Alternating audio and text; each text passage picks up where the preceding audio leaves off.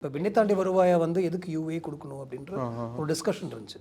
ஆனால் விண்ணை தாண்டி வருவாயாக்கு அவங்க வந்து இல்லை இட்ஸ் டூ இன்டென்ஸ், இது வந்து குழந்தைங்க பார்த்து இல்லை பசங்க ஐ மீன் ஒரு யங்ஸ்டர்ஸ் ஒரு 8, 10, 11, 12 அந்த ஏஜ் குரூப்பில் பார்த்தாங்கன்னா அவங்க பேரண்ட்ஸ் கூட இருந்தாங்கன்னா நல்லாயிருக்கும், ஏன்னா இது என்ன அப்படின்னு அவங்க கேட்டு தெரிஞ்சுக்கிட்டோம் அப்படின்ற மாதிரிலாம் எனக்கு ஒரு டிஸ்கஷன் நடந்தது. ஸோ ஒன்றும் பண்ண முடியாது, அவங்க சொன்ன மாதிரி சிஸ்டம் இருக்குது.